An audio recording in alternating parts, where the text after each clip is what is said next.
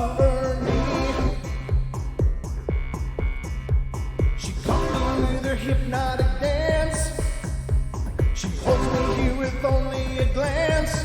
She's over me. She's over me.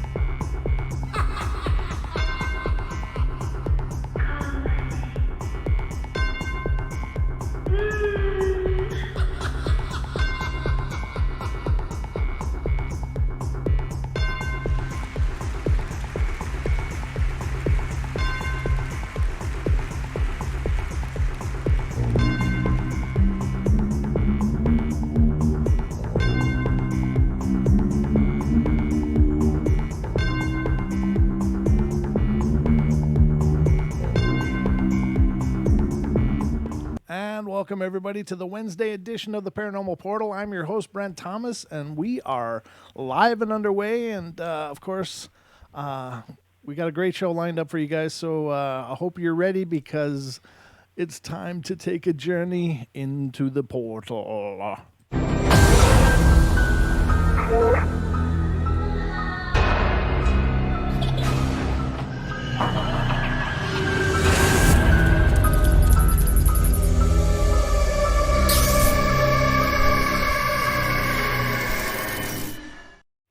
All right, everybody, we are live, and I'm not alone here in the Paranormal Portal studios. In fact, outside of the channeled presences that are always here, I am joined by my good friend and co-host tonight, Mr. Don Longbeard, and every night, but he's not always here every night. But anyway, welcome to the show, brother. Hey, how are you? How is everyone out there? They're good, is what they told me, but I was just channeling that information. I see. I think they're doing good. Good. How you doing? You know what? It's already been a long week. Okay, well, you know, and it seems like 2019 is really working out that way for a lot of people. But I think that it's, you know, just kind of the first part of the year is going to be a little rocky, but then it's supposed to just smooth out and be amazing. So right. I'm hoping that's true. Well, cross our fingers. Cross your fingers, but Absolutely. Ladies and gentlemen, we are welcoming a special guest tonight on our Wednesday episode live stream. And tonight joining us is a longtime Bigfoot Sasquatch researcher who has researched literally across the face of the nation, all over from the deep south, checking out the Boogers down there, all the way up to the Pacific Northwest and a whole lot of places in between. But welcoming to the show, Mrs. Cindy Goodbrake, welcome to the show. How you doing? Cindy. Hey. I'm trying to lower the volume because I have my laptop, and so I was like, where's the volume? Because it was playing the music, and I was trying to hear y'all. So yeah, that's feedback. I'm doing great. Well, I'm excited to be back. Well, it's about time. We've been waiting to hear from you. But, you know, I know you're a busy lady and you got a lot of things going on, but thanks so much for being back here and taking the time to talk to us. But for a lot of our new listeners, they may not be familiar with you. So could you give them just a brief background of your research and your involvement in the Bigfoot world? Yeah, sure. So when I was little, I saw the Patty Gimlin film, and I thought my father had taken me to see it. I don't know, because I asked him because he heard the last time I was on, and he said, I didn't take you to see the Patty Gimlin film when you were like 8. I said, oh, well, somebody, you know. So I saw it. That's all that I remember.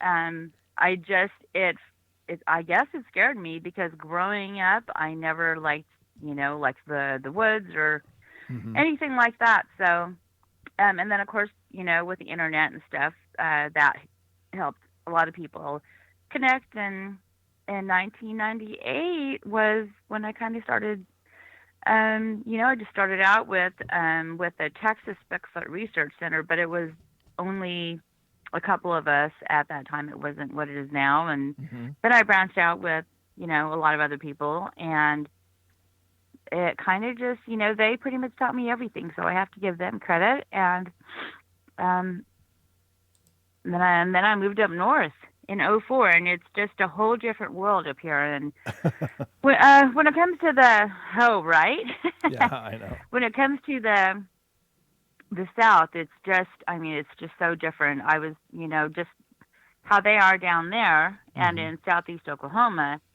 And, it's funny that I was down there with a lot of people like before, how all these people are going to those areas saying, Mm-hmm. oh, I'm in this area and blah, blah, blah. And, when you tell them, oh, well, yeah, I was there in 98 or 99, they just, kind of think, oh, really? Yeah. Mm-hmm. So it's just very surreal to hear like the younger generation. I feel like this old person, Those the people that whippersnappers. have, go ahead. Those whippersnappers out there.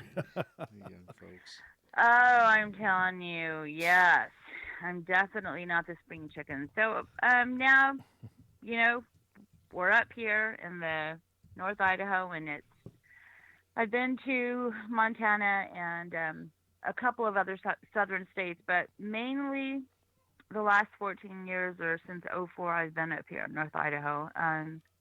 But Northeast and let's see, the East, the Big Thicket mainly was kind of where I, hung around a lot, and you know, Honobia. I know I'm saying it wrong, but that's how I say it. That's how We I'd say it too. would go riding. Uh-huh. Say what? That's how I would pronounce it too. I don't know if there's a better way, but Honobia. Honobia. Yeah. Anyway, yeah. So that's where I spent a lot of time with my family. But we also had an aunt. My husband has an aunt that lives down the road in Talihina, and other extended family members. So it was just kind of surreal how that's like a hot spot, Yeah. And I've been riding there, alone. Sure. And I just think back thinking, geez, are you crazy? Well, but at that time, did you really realize how many of them were there? Well, we had started going there in '97. Oh, okay. And So you were familiar with it then. yes. Okay. Yeah, so we were going there in '97, but I didn't know anything. I didn't know, we didn't have the internet at that time. Sure. And we had gone to visit his aunt. And then my husband was showing me the area because we had been together a couple of years, married in '93. Mm-hmm. So we liked to camp, and we had horses. And so one night we were camping. Mm-hmm. And we were in an area where it's not too far from the store that's there. That's kind of like famous now. And they had some other cabins, but that was pretty much it. We were just around the campfire, and I heard it sounded like a siren, and I was like, "What the heck is that?" Right. Because we were like nowhere, and it just sounded like what I call the siren sound, and it was a Sasquatch. I found out later, and so that was my first time that I heard it. And then when I started researching and I started learning more about it, and I heard that in the Big Thicket, I was like, oh my gosh, that's what that was. Right. I will never. That night was crazy because it was really dark. We had a fire, and my husband was like, I have no idea what that is. So that's just kind of scary, that there we are, and I had no idea what it was. Right. Right. Yeah, that is pretty wild. Now, can I ask you, have you noticed behaviorally a difference? Because I keep hearing that the Sasquatch / Bigfoot in the South, a lot of people consider them a much more aggressive than the ones up here in the Pacific Inland Northwest and Pacific Northwest.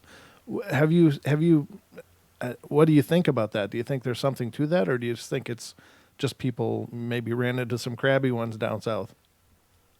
Oh, no, there's, there's different types, I'm sure, and even where we lived, by Lake Tawakoni, we had acreage there, and then there was larger acreage, and then like 1,000 acres, and we had access to that, and there was a body of water there, and then it was spring fed, and a bunch of wild hogs were in the area there, and I had heard some people who would go there diving, which is like half an acre over from where my house sat. They said that they had been hearing some noises because they would get out of the water like kind of like getting dusk, and that area had like some boulders, which was like really strange. But the landowner had like 1,000 acres, and he would let us go horseback riding on it or go exploring, and then he would let divers go explore or go learn. Some diving school went there for a bit, but then after that he didn't want other people on his property, just because people would break in and stuff like that. But in my area, I know some of the groups have explored and they found like structures, but I never, like where I lived off of Lake Tawakoni, I never bothered to explore that area because we were always leaving, going somewhere like to the Big Thicket, or I've been to also, Mississippi, or to southeast Oklahoma, but probably, as far as, like Boykin Springs is like the worst probably encounter that I had. And what's funny is that a lot of people were there, like 18 people. And I don't remember a whole bunch. I just remember that there was extra people there, and we were just out, and I was thinking, geez, there's a lot of people. But that was a really crazy night. We had, I didn't have the thermal imaging, but other people did. And at one point, they counted, I think, more than 10 Sasquatch in the surrounding area. And that's when we got in our vehicles and left. But I was hit with infrasound for a moment there. Me and my friend, who she's actually passed away. But yeah, that was crazy. So that was probably the scariest moment.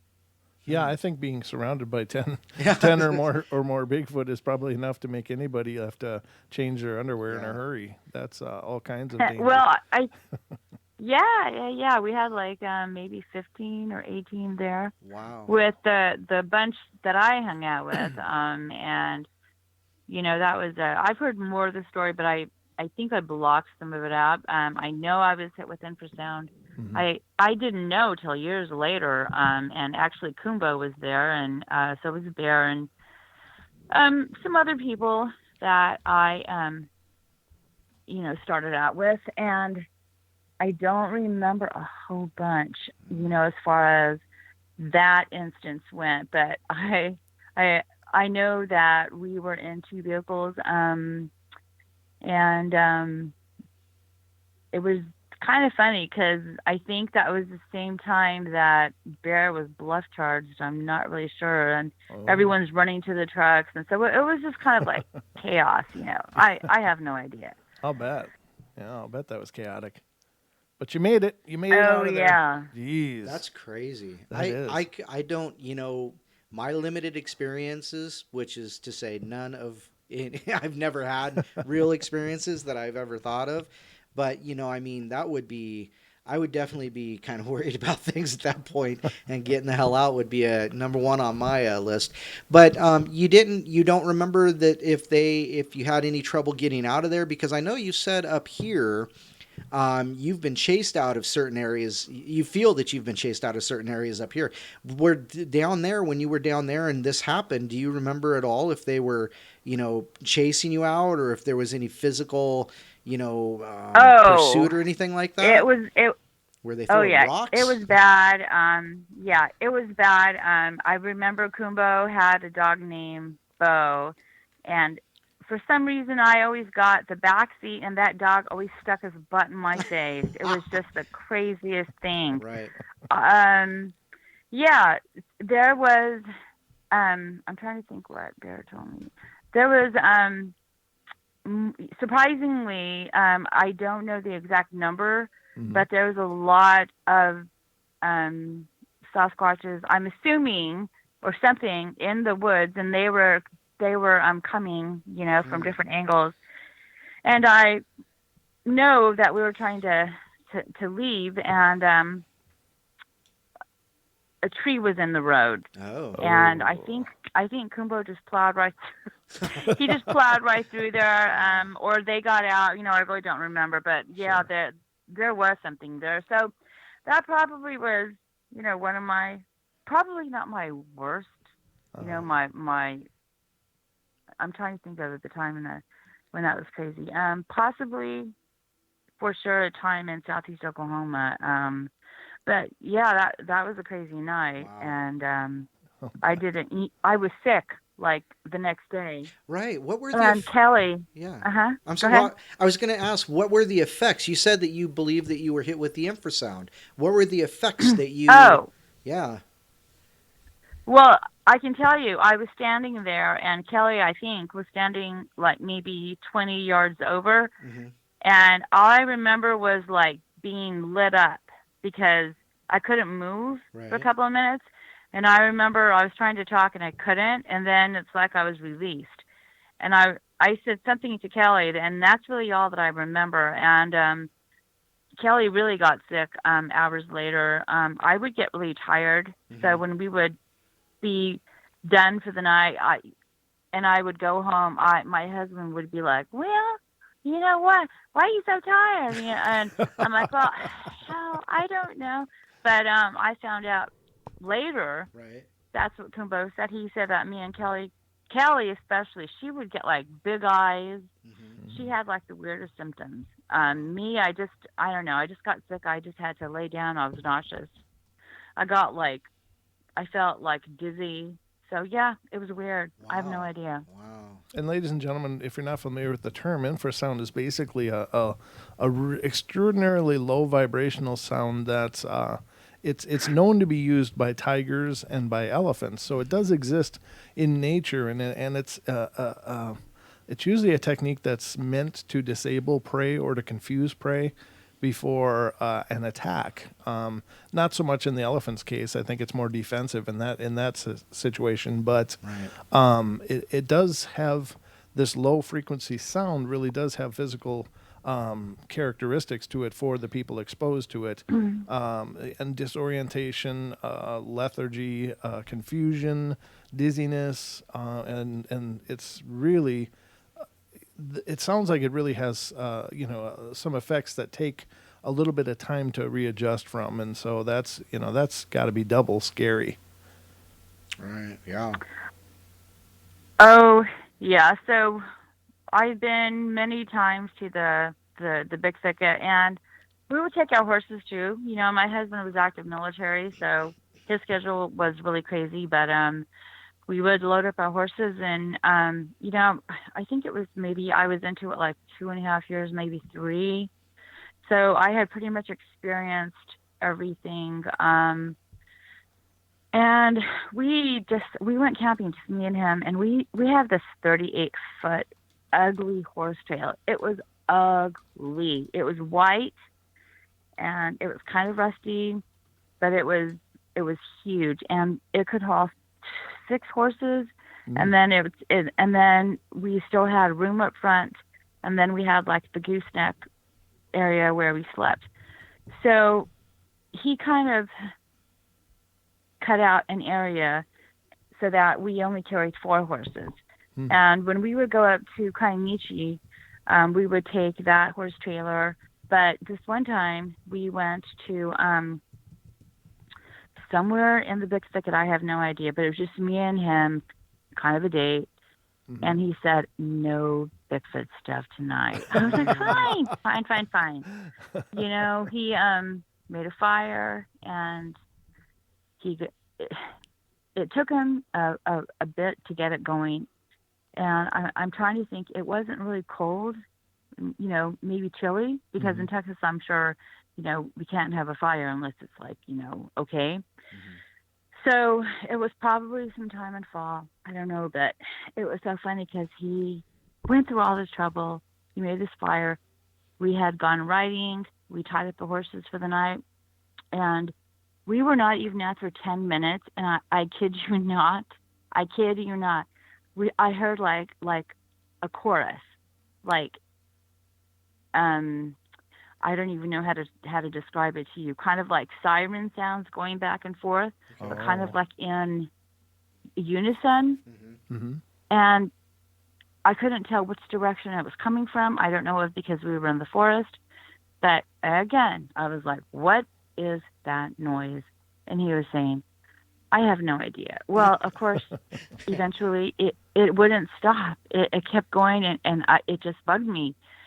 And so about after an hour, when the fire was blazing, he said, "Oh no!" I said, "Okay, well, I'm good. Let's go in the trailer." He's like, "No, I built this fire. Let's go outside." Heck no. We got inside the trailer, and it was late.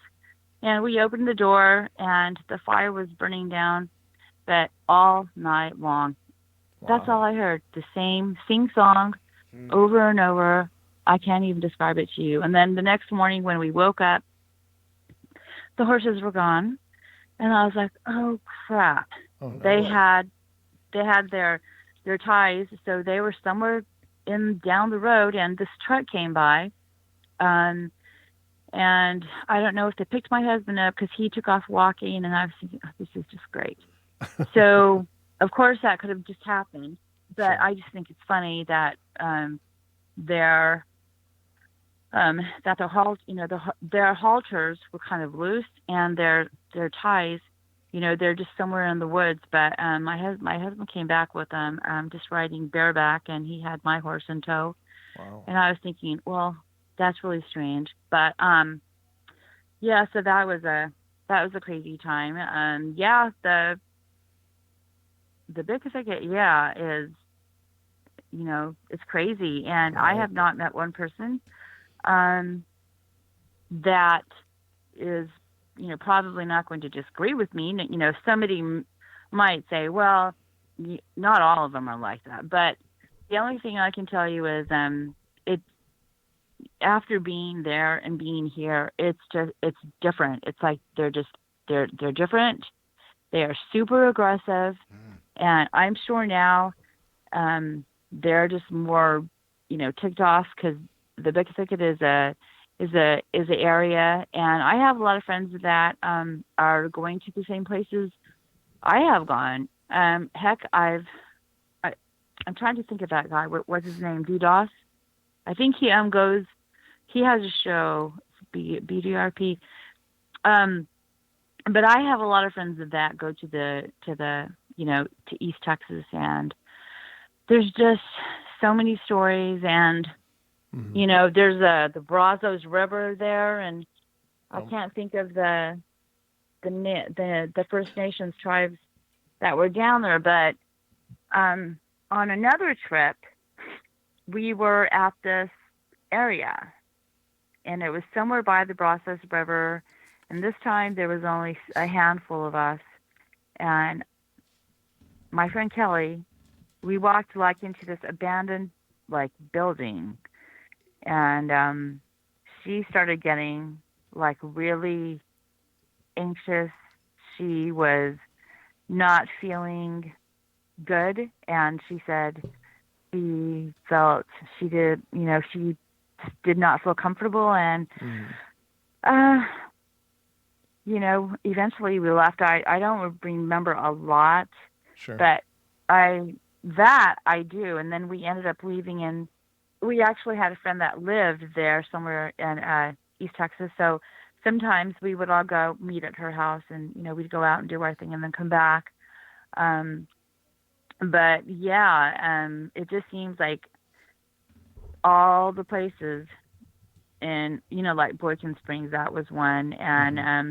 I can't think of some of the other areas, because when I think of the Big Thicket, like for me, Canton, I've been to Canton many times, Hmm. um, and there's Palestine. I've been there. There's a place called Center, Texas. And you researched all So these different spots? You were I'm researching sorry, what? you were researching all these different spots as well? Oh yeah, yeah, yeah. And then my sister lived in Excuse like me. the Sam Houston National Forest, like right outside that area. So Wow. um yeah, so the Big Thicket, I had made a comment on my Facebook page. I said, "Oh, you couldn't pay me to go back there," and that's the daggum truth. I'm sorry, I'm Yeah. not crazy like I used to be.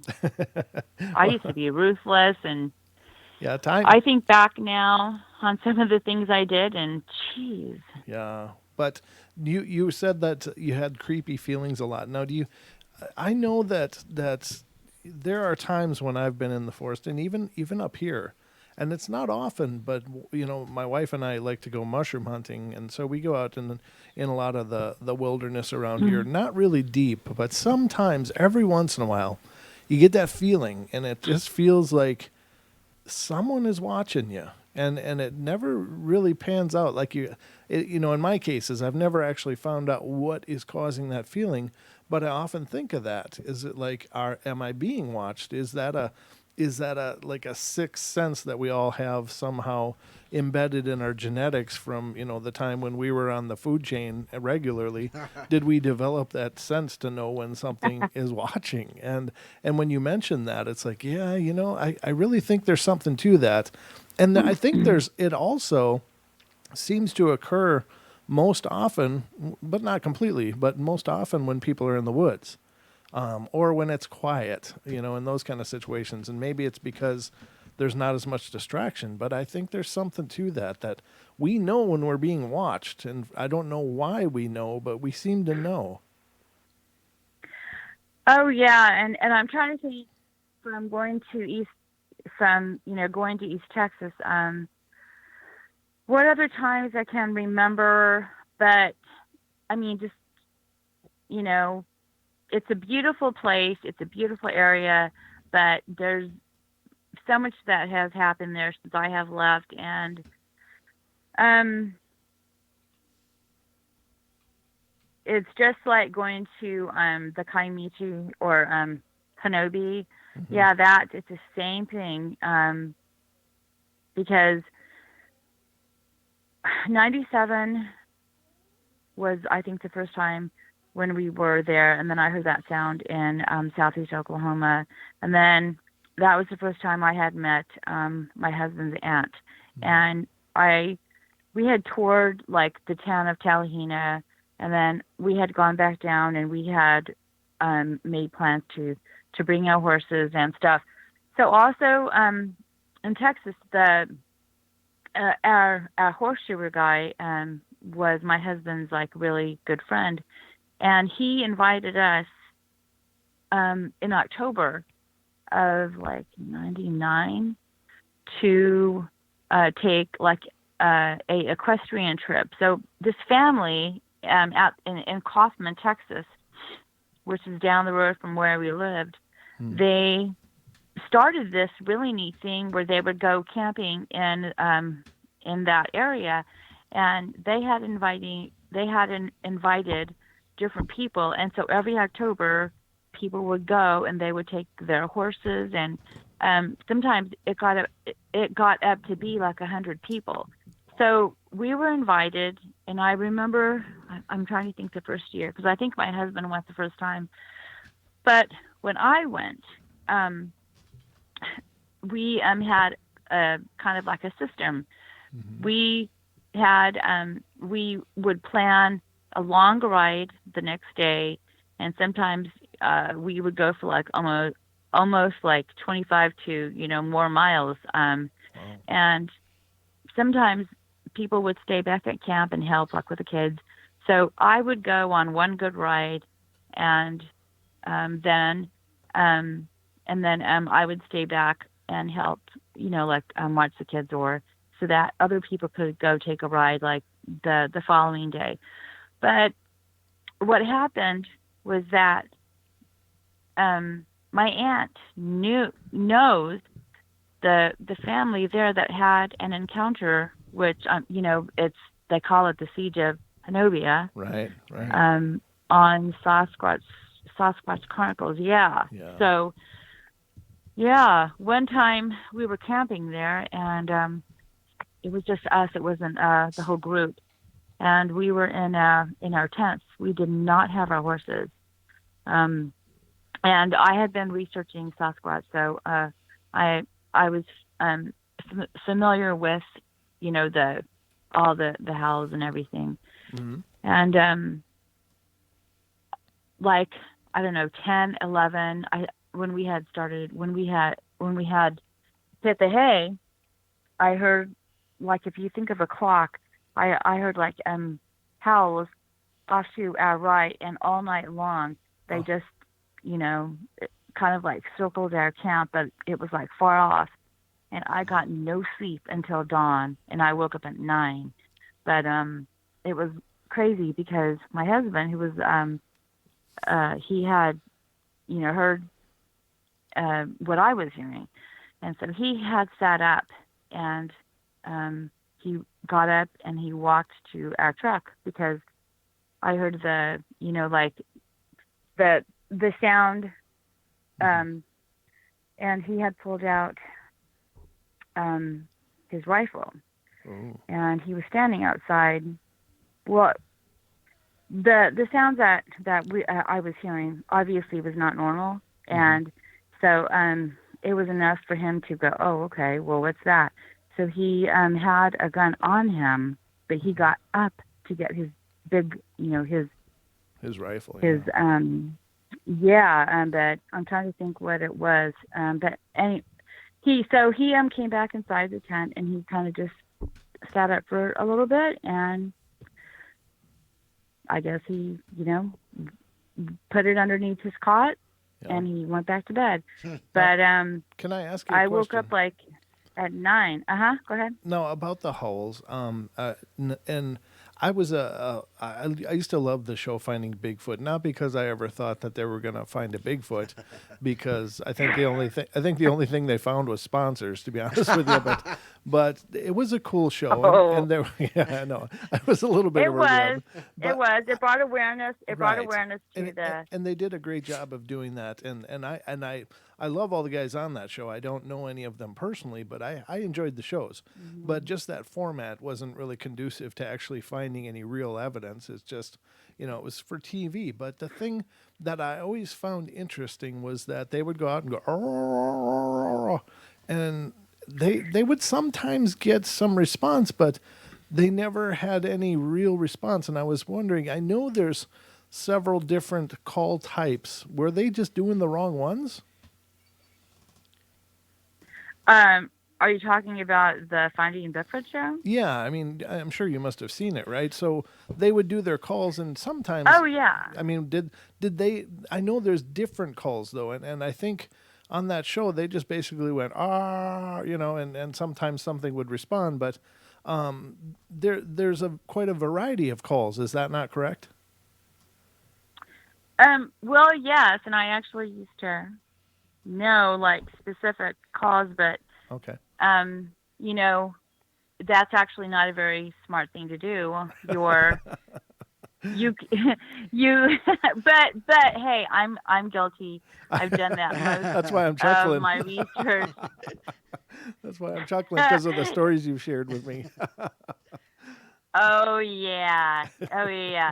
Yeah, and I look back and I'm thinking, I can't believe I'm doing that. But now I had been told, hey, don't call because you don't know what you're saying or what you're inviting in, and right. So I've done that for a long time, and then over time I kind of just I can't remember the specific. I used to, but over time it kind of just, because I don't, have that anymore because I don't, it's not safe, so it's not something, Right. you know, Right. I used to be, I used to be really, really, um, like I'm trying to think of one like this alcohol, and trying to, I'm trying to think how wrong that was, because some theory was behind that, and then it turned out to be not right. So I have no idea. Mhm. It's kind of stupid, really. Well, if you if you if you step out into the woods, I mean, really, especially if you go somewhere new, and some people think like if you bang on trees, they mhm. have like if it's once or twice or thrice, like what it means. So I just don't know anymore. I don't really research that way Sure. anymore. In Okay. fact, I hate the word research. But yeah, I'm Sorry. guilty. I did all that, and but that's how they did it. We would go out, they'd make calls, but they knew what they were doing though. See, Right. I was you know, just happened to learn that way, but Sure. actually that is not very smart because you could be inviting something Right. unless you know what you're. Oh, heck yeah. So, Yeah. yes, there's different calls. Yes, for sure. They And have different meanings. yeah, now I've heard that there's some that will definitely call them in. There's some that will, that they just use as kind of indicators of where they are, and a lot of time wood knocks may be used for, here I am, I'm over here, that kind of thing, to different clan members in the groups and stuff. So, they have, and of course, when you listen. I'm not sure why I'm going into this now, but it just when you mentioned the calls, it kind of got all my bells ringing in my head. But when you listen to the Sierra sounds and stuff like that, I mean, it really seems like they not only have this very primitive field language, but they may very well have a very elaborate language with vowels and consonants and pretty well structured. So it does seem to imply at least a degree of pretty incredible intelligence. Oh, like the chatter? Yeah, yeah. Like that, Ron Moorhead recorded the Sierra sounds in the Sierra Mountains, and it's it's like Yeah, yeah, I've never experienced that. Thank God. I think yeah. if I ever heard that, I probably never would have heard the words again. No, that's really freaky. It is. I've heard Yeah, that. Oh, yeah. No, if I probably had heard that, it probably would have probably really freaked me out. yeah. I mean, that's just if if y'all have not heard that, I'm telling the audience, Sure. look it up. It's crazy. I would not want It to really be is. somewhere and someone is, a Sasquatch is saying, something, but Right. I have no idea because there's so many theories now on that whole sound and like where it comes from specifically. But now that same chatter is heard everywhere. Everybody is getting in different parts of the country and Yeah. around the world are getting different examples of the chatter. Right. So Yeah. I have no idea. But it is interesting. I mean, it does speak to the fact that they have a pretty elaborate language and not only in the field to say her, that they're yelling saying I'm here, and let's move in, let's go get them or whatever the hell they're saying, but they Dinner also, served. yeah. Hey Becky, did you bring the drinks? Yeah. Meat's back on the menu, I boys. Lord of the Rings, yeah. oh my gosh. I find it fascinating look back when I look back at all the times I spent in Oklahoma, and I basically had that same feeling. One time, a lot of us were out camping, and I think it was some family members and maybe some friends, and we had some horses there. Um, and my son had asthma, I think. Mm. My oldest, he was around 8 at the time. Mm-hmm. Anyway, so we took off riding, and we were going from our camp, I think, back to the store there. And he had forgot his inhaler. So I said, okay, I'll ride back to camp. So I did, and these two forest rangers, I guess, stopped in, Sure. and they asked me for my papers, and I was like, papers? Oh, like for the horses? Because when you travel with your horses, you have to show proof that they passed some test, and now I can't think. Oh, But okay. when they asked for the papers, I was like, well, yeah, there's somewhere here. And I said, but I have to get this inhaler back because my son's down the road there. And they're like, no, your permit papers. I'm like, permit papers? Really? Since when do we have to have a permit? I've been coming here for years. Uh-huh. And he's like, oh, there's signs all over the place. I'm like, no, there isn't. And he's like, yeah, there is. If you've been coming here for years. Well, they ended up like searching our vehicle, Oh, geez. and yeah, and I was just like, okay, I don't have any permit papers. And at that time, my husband had pulled in with my son and with I think it was his brother and some other people. And he got down and he's like, what's going on? Uh-huh. And he's like, okay, he just told him. And they got away from the truck really quick. And he kind of gave me this look like, what are they doing? Like, why are you, like, why are they searching the truck? Like, why don't you stop? Like, what am I going to do? Right. And so they said, yeah, y'all need to have a permit, blah, blah, blah. He's like, okay, well, since when? And he said, we've been coming here for years. Well, they wrote us a ticket and they asked us what we were doing there. I said, we're riding. Yeah, And no I think kidding. this was in 1990 or 91. Wow. Sorry, not 90 or 91. 99, I'm thinking. And yeah, they wrote us tickets, and the fine was very heavy. But they asked us a lot of questions. And my husband, he's like 6'5", and he said, "Look, we don't have a permit. We've been coming here for years. So if you're gonna write us a ticket, then write it. And we have stuff to do." So that I think was on our last day. Wow. And when we got to Texas, we called his aunt, and we said what happened. And of course, she thought it was funny because our names were in the paper for $300 tickets or whatever. Oh, my But God. no, something was not right with it. No, they asked us a lot of questions. And then the next time we went back, I went in the store and I said, where are the signs? There's no signs around here for permits Right. at all. And Mhm. she just like looked at it. Oh no, they asked us a million questions. And it was around that time that incident happened there to the Humphreys family. Mm-hmm. Oh, wow. Okay. So that was, I mean, it's just they went into Gestapo mode or something over there, huh? Yeah. Yikes. Well, some things weren't adding up, and then my husband said for me not to take off by myself because this was when we were camping with a lot of people in October, and he said for me just to stay at camp, not to go riding by myself. Well, I think I had a new horse at that time.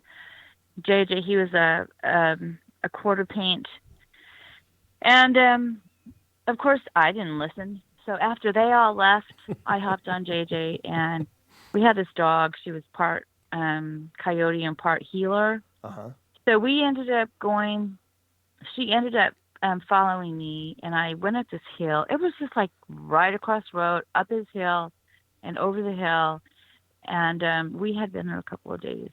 And then all of a sudden, my horse just whipped around, and I just could not control him. And I was thinking, oh, great, I'm going to die. And then he hopped over this log, and I was like halfway hanging on to his, on the saddle horn and part of his mane. And he went back to camp, and I had to tie him up, and he was, shaking, and I think we took him in the water. I'm not sure, but I didn't ride him anymore after that Wow, that would be until freaky. we went home. Now, Of course, I don't know what happened, but Right. well, now this is the connected to the Honobia. Is that right? The siege at Honobia. Is that what you're? yes, that was in the same area. And then my aunt had called me because she knew we had, we would camp out in that area, and she would always say, "Oh, be careful," blah blah blah. Now she was friends with the Mrs. Humphreys. I wasn't sure if I was going to use the family name, but it's all, if you look at Yeah. this story, the Siege of Honobia, it's, the Humphreys family. So Yep. my aunt called me and she said, "Hey, yeah, there's some crazy things going on down there, where y'all been camping out at." And I was like, "Oh, really? Like what?" And she says, "Well, something happened, blah, blah." I was like, "What?" And then at that time, and then it became, um, kind of like a social media circus, or not social media, but the news, how it was made into, the whole story was spun differently. Yeah. And then of course the family got really quiet because of how they were mocked. Yeah. But my aunt said she got to talk to Mrs. Humphrey, and she told her and what had happened and how the whole thing went down. And they basically had some land, and Tim and Mike Humphreys and their father also in the area, and they had some kids, and it just got out of hand. Had some. Can you outline Go ahead. Just outline the story a little bit for the listeners that may not be familiar with what happened at the Siege of Honobia? Okay, so there was a family there, and they had a cabin, and I'm trying to think if it was Mike's cabin or Tim's, but it doesn't matter. They had a cabin there, and they had some kids, and the kids would come in the house and they said, "Hey, I heard," or they would say, "Monster, monster." So these creatures were showing themselves, and I don't know if it was Tim or Mike Humphreys had told the other, "Oh, well, it's a Sasquatch." And then after that, one day they noticed, like some things that they would do would like bang on the house, and they had this meat locker outside, and I think five deer were hanging. Well, the next they found it empty. The deer was stolen, and there was a blood trail where they had been dragged. And I don't know if one was found up in the tree. I can't confirm that. But, things started happening. And then they would get brave and come and, like, look in the window. They would come bang on the door when they were in bed. And then they had family members that would come in. On his property, he had, a gate. So they called the BFRO because they wanted help. And they said, "Please send someone, to, because these things have got to go." Yeah. So the BFRO sent some people down, and they sent a hunter, but I believe he was an older man, not like what they were expecting. Sure. And then a couple of other individuals, and they witnessed some stuff. And as a matter of fact, some of them got scared, and they ended up leaving. And then the story was kind of spun wrong, because when you read the report on the BFRO, what happened there at in that area, they sound like a bunch of hicks, but they are opposite. These are smart guys, with, they're, they are out in the woods, they're not how they were portrayed. Sure. So what happened was, one night, I think one of their family members came to the gate, and a creature came out of the woods, one of the Sasquatches, and it scared her, and she ended up running to the house. And then they got, I think it was Tim that finally shot it, and it died. They could hear it dying, like it taking its last breath. And they were going to go get it, but some other Sasquatches popped out of the woods and carried the carried it away. Right. Yep. And so there's more to the story. If people want to hear it, just look up the Siege of Honobia. Honobia, Honobia.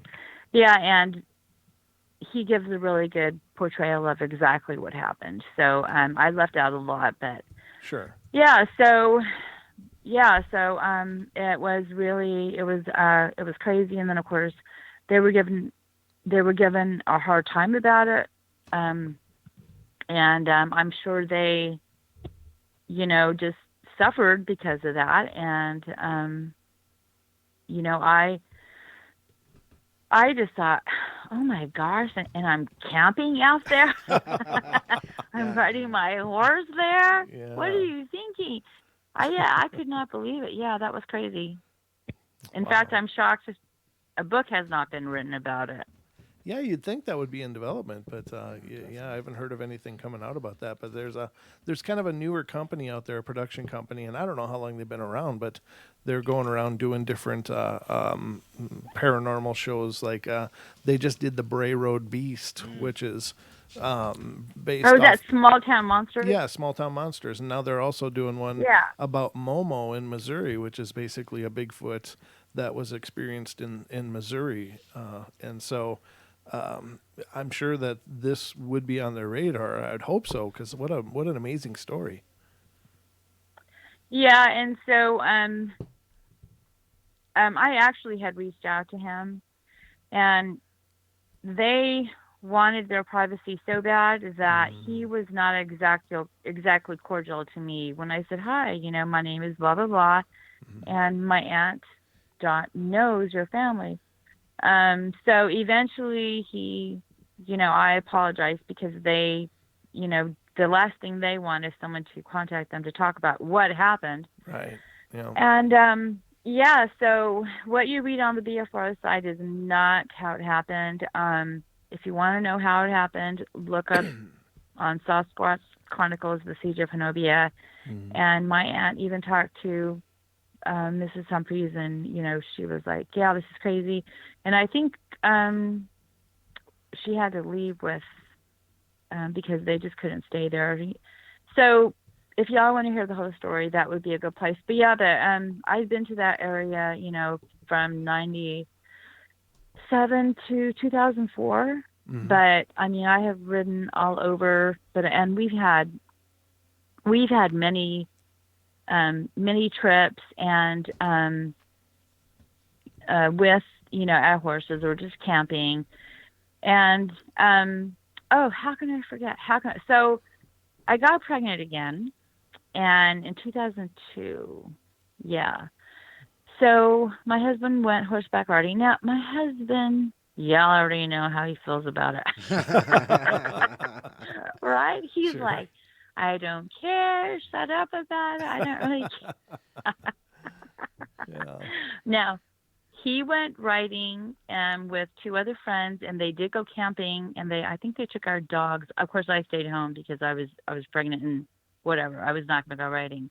Sure. Well, the next day, a friend walks in the door, and I'm, like, hey, did y'all have a good time? And he's like, hey, Ron saw something. And of course, I'm like, ding, like, what? And my husband walks through the door, and he says, I'm going to say this once, and I'm only going to say it once. Right. And he said that they were going up this trail, and then this fire break was ahead of them, and then the trail went to the left. So it was Joe, then it was Melissa, then it was my husband, and my husband wears glasses, okay? So he was the last one. And I have to tell you a little bit about Melissa. She is hilarious, but it's like, okay, shut up already, all right? It's like she has to like talk the whole time. It's like, just shut up and let's just ride and enjoy. So they were going up this trail, and she was talking, da da da da, and he saw through the fire break, leaning against a tree, something on two legs. Oh. And he could barely see it. And he said it was gray and white, or gray, black and gray. I can't remember. But I asked Mike Humphreys. I told him what my husband saw, and he said, "Oh yeah, there's old gray, or there's something in the area, you know." And he said it was looking, and then it just went in the trees. Wow. He said, and it was not a deer, and it was not a bear. Huh. He said, "So now that I've told you, I've told you. Don't ask me tomorrow because I'm not gonna repeat the story." So, so I've asked him a couple of times, and he gets kind of, "I told you, I don't know, I don't remember." Sure. Oh yeah. So he had that encounter, and so that kind of validated things for me. Sure. Yeah. You know, as far as like he's concerned, yeah. So yeah, just now I have so many friends that have you know, that go to that area. And we've stayed in cabins before, like when we just wanted to just go, you know, not use tents or, you know. So I've been to that area. Of course, I have not been there in a long time. Right. And now they have that Bigfoot festival. What's it called? Yeah, I was just looking at that. You know, I forgot. Let me go back here.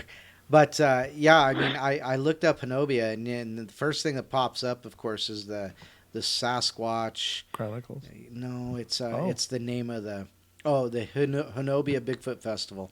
Okay. Yeah, that's one of the first things that pop up. Yeah, so that's just crazy, though. So yeah. Oh. It is. That's pretty awesome. But you know, it's funny because as much as the community may have mocked them, they found a way to cash in on it. You know, creating a big festival around the whole idea of Bigfoot in the area. So. Oh yeah. Excuse me. Yes, and of course, that was after 2004, I think, because it was when I had moved up here to North Idaho that I was seeing, oh look, they have a Bigfoot festival. Yeah, so unfortunately it took a while before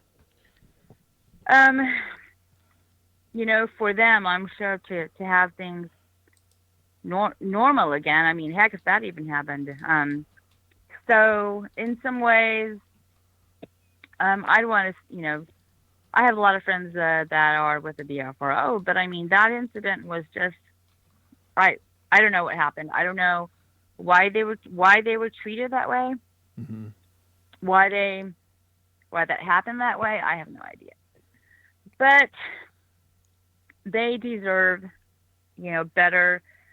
You know, It needs to be written up like somewhere else the correct way. Right. So I don't know. Now, maybe if somebody will write something about it. Right. Sure. Now, didn't you also mention at one time that there was a situation with, was that in Honobia or in the Big Thicket, the couple that were like Lovers Lane or something like that, and oh yeah, the young couple. Yeah, how can I forget? Oh yeah, my gosh. that's a Brown Springs. So. Okay, so I lived east of Dallas, but I worked in Dallas. So in Dallas, there's Highway 75 that runs through central Dallas. And then there's LBJ or 635, which goes around Dallas and Fort Worth, and it, you know, eventually. So if you take 75 and you leave Dallas, you hit Denton, then you hit the Oklahoma border, the Red River, you know, as we all know, separates Texas and Oklahoma. Well, there is a casino there, and I think it's in Vacaville. But it's like right when you cross the, let's see, is it 75 or 35? Now I'm confused. Well, anyway, it doesn't matter. The freeway, once you hit Oklahoma, there's a casino, and I can't remember the town of Vacaville. Well, anyway, when you exit off, you make a right into the casino, that road, which is like right next to the casino. And then it comes to a dirt road, and then it like dead ends. And that is the area, I think, where a lot of people, you know, would go park and hang out. And that's what they have in that area is a cemetery, which goes back to like the 1800s, where a lot of outlaws stopped in that area. There's also a what they call Brown Springs, and it comes. There's like this dark, murky water that shoots up out of this pool in the ground, and the Red River is right there. And I've been there a couple of times, and I went to the cemetery, and it didn't feel right. It felt evil, and there was a lot going on there as far as like that feeling that you get, not just with somebody watching you, but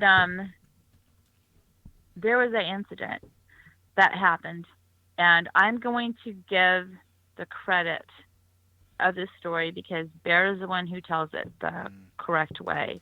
Okay. There was a couple that was parked out there, and they were discovered the next day. The boyfriend his head had been completely turned around, and he was like off in the grass, away from the car, and of course he was dead. Yeah. And the young woman, I don't know her age, she was found on the hood of the car, and she had been basically disemboweled, and she had bruises in her thighs, like like inside of your thighs. Yeah. And they had been discovered, and there was different people there from different organizations, and they found things there that were not normal. And Bear and Kumbo, I'm trying to think here how the whole story went. They knew some guy who was a reporter or somebody. I can't think of the whole story. A police officer. But basically, that's what happened. She had been sexually molested and killed, and they said that she had the bruises because she was still. I'm trying to think how he put it. You're still alive when you bruise or something. Right, so, right. Certain indications that were very horrific. And so that happened there. And, they knew specifically who had access to that in that whole story. And I know he tells that story somewhere on the show, and he actually gives the reporter's name who had access to that story, because what happened is this reporter had heard, hey, something happened at Brown Springs or this area. And when he went, there was all this commotion going on, and then they told him, step away. So he had given the name of the reporter, and but that's pretty much something, the whole story there, and it's just, it was just really, really just bad. Yeah, and so a lot of people have gone to that area, and there's a guy, again, going to the BDRP, DDoS, he researches that area, Brown Springs. I think it's him. He has a show called the BDRP, Bigfoot Dogman Research Project. So if y'all want to search for that, you might find out some information. Okay. But they cleaned up that whole area. Now, I have not seen it personally, but I know that Bear and Kumbo, they have, they've talked about on air, like how they basically, it seems like they've chased him out of the area, or that whole area has just been like cleaned up. The wood line has been cleared out. Now there's like pasture and there's camping spots. But on the other side, on the Texas side, I'm being told by researchers that it's bad, and there's an alpha female there and an alpha male that I've heard them talk about. Um, so yeah, again, bad, aggressive. I don't know why. If it's a rogue one, I have no idea. Right. Yep, or a juvenile or something. Yeah, I don't know, but that was a horrible story, and it's certainly one that and the details of it are just Horrific. horrifying. Yeah, and I know Bear Yeah. told that story. Where I had originally heard it was he told it on Coast to Coast, and I think Dave Schrader was Mm. guest hosting when he went into that part of the dark side of Bigfoot. But I mean, it's just Mm. you can't imagine the horror, and of course we are absolutely powerless in terms of physical resistance to something like this. They are just so much faster, so much bigger, so much stronger, and much more physically adept. And if there'd be no way to stop it. Right. It's just a horrible, horrible thing. Well, now also. Yeah. Oh, go ahead, Cindy. Oh no, nothing. I said yeah. Well, and also when Brent and I first met you, you gave that talk at the cafe that day, and Mhm. I asked the question: do you think that the government let me back up. Do you think that there is a chance that the cleanup has to do with more um, culling? Basically, you said run them out, but could that extend to taking care of them? Killing them? Well, I don't know about killing them, but I know that I think in that same area there, I don't remember, but there's a lake called Leaper Lake. Mm. I think I could be wrong, but it's owned by the what's it called, Corps of Engineer. Oh, the Army Corps of Engineers. Hmm. Yeah, and that's a no access lake.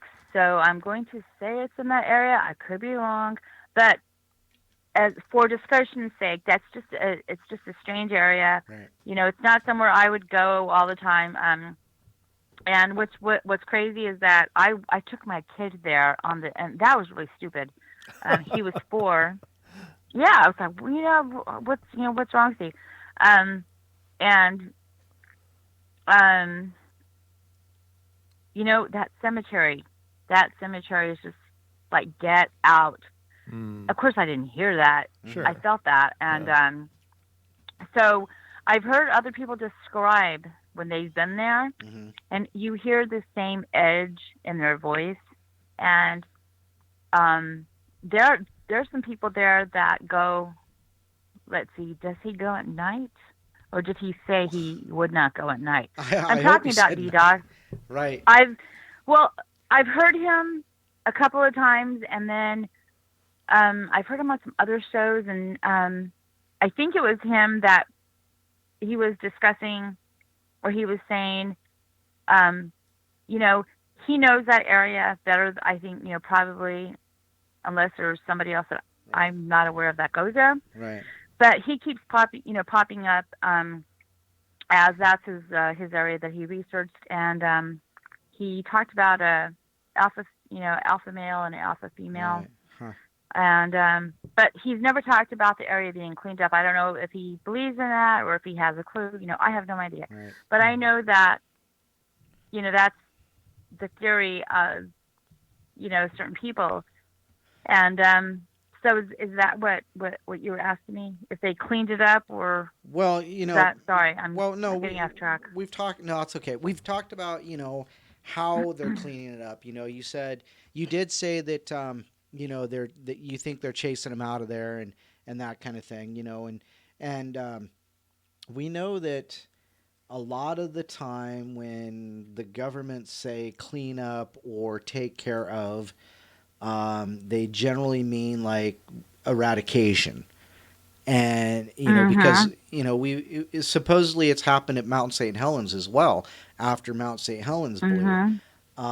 So that's kind of where I was going. But you know what? Let's keep it off that subject though. There is a chatter.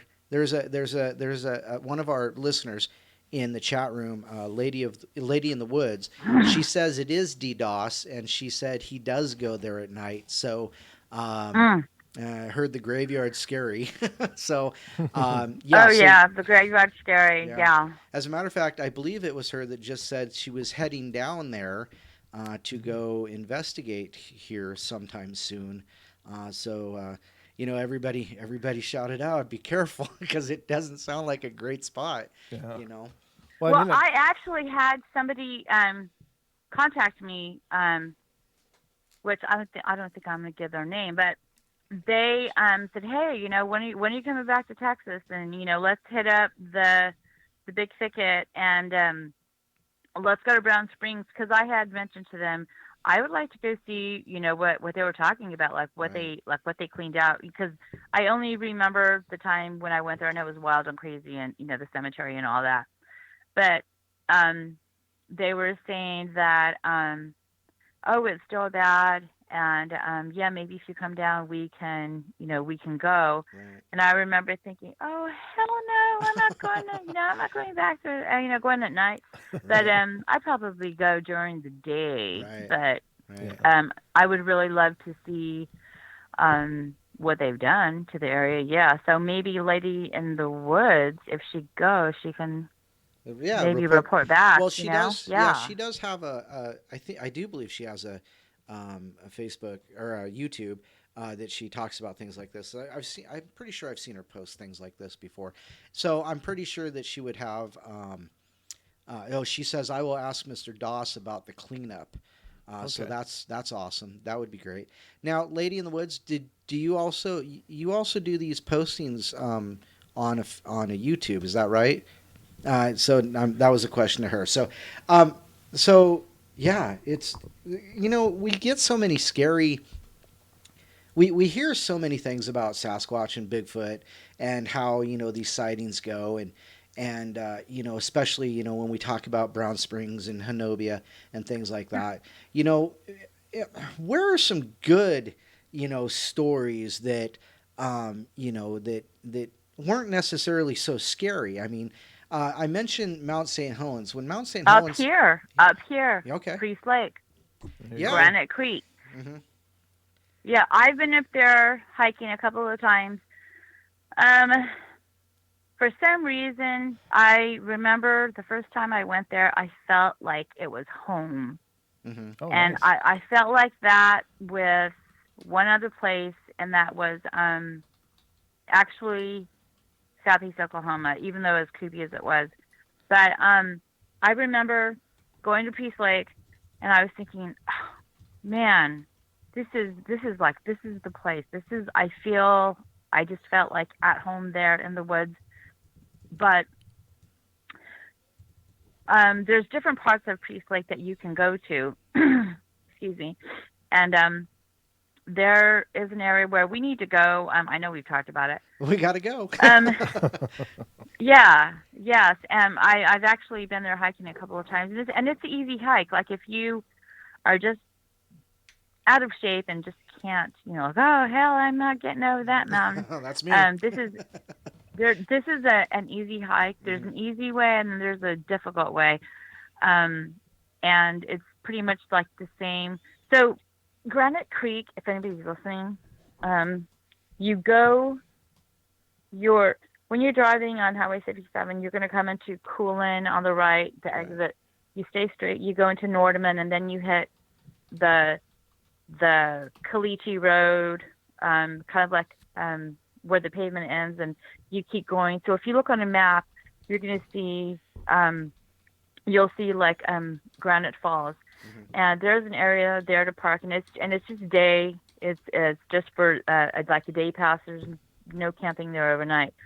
But me and my husband and my sister, who was visiting from Arizona, and my son, we went up there. So you hike up an area, and um, there's like this old cedar growth of trees, and it is so cool. It's Wow. like going back in time where these huge cedar trees that are, kind of like the redwood Right. forest, but Yeah. obviously not that big, It's but called they're the huge Roosevelt trees. Grove. The Roosevelt Grove. Okay, yes. Okay. Yes. Mm-hmm. So you're supposed to turn left on the trail there, and that's pretty much where people stop and then they come back. But if you keep going on the trail, see, because we kept going on the trail because we weren't sure, like, turn left here. We decided to keep going. So I'm not sure how far we went, but of course, my sister was like, well, hey, make some calls. I'm like, I'm not going to make the calls. But of course, What'd you I do? think I did. Yeah, I did. I did. But it was daytime. I don't know. I guess obviously I wasn't afraid. But so somewhere down the trail, we thought, oh, okay, we have to come back because we've gone too far. So on the way back, there was a huge like boulder that was not there in our path before, and we all stopped. And my sister goes, "Where did that come from?" Whoa. And I was like, "That wasn't there." She's like, "No, it wasn't." So we were about a mile away still. I think we had gone like maybe 2 miles up or a mile and a half past where you go left to the where the cedar trees are at. Mm-hmm. So on the way back, we could hear something coming. We could hear like a thud, and I was like, "Did you hear that?" And I said, "Okay, something's coming." So we got back to the area where people are coming up and there's more people. So something put a rock there. We heard something coming through the woods, and it wasn't necessarily aggressive, but everybody heard it. And of course, my husband was like, he's packing, but I mean, still, that's not, I'm sure. It's well, like that's shooting a not bear. gonna stop him. Yeah, I'm not sure what he had, but so we eventually came down to where there was a lot of people, and I swore I was never going to go past that point. I felt like a line was drawn, like, don't pass this. Huh. Do not pass this area.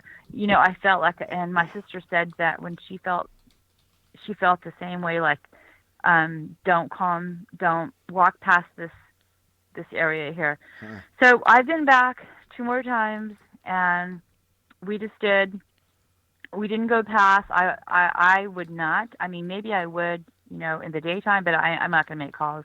Right. We'll just go and, observe and, see what happens. And so I've been there a couple of times, and then I was told about a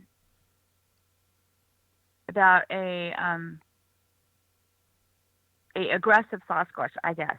Mm-hmm. This guy that I met, he's actually very private. He does have a group, but I don't think it's upright. It's like he takes it down, and then he'll be like really, like posting and interacting with other people, and then it's like it comes down for a while. And he's a what's the word? He's ex-army. He was in the military for a long time. Sure. Like a Green Beret or and, something?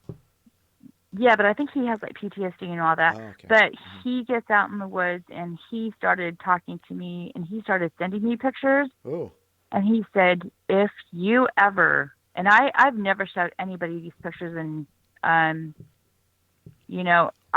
would have to ask him. Sure. Out of respect for him, but he told me, he said, don't go too far north, and he had a red dot on a map, and I was like, well, that's way over there. It's not on the, like over here by Granite Creek. But he's like, it doesn't matter. Just be careful. I was like, well, okay, that's great. So that was after we had had that encounter of whatever it was. Now, we did hear a distinct, like, knocking noise, and I'm not sure if that was on wood or what, but my sister is very perceptive, and she's very, she picked up on things that I didn't even pick up on, and it was just just kind of crazy because we could hear something coming, like something dropping down far, and like something heavy with a thud. So that is an active area, and also there's a man that went missing in 2010.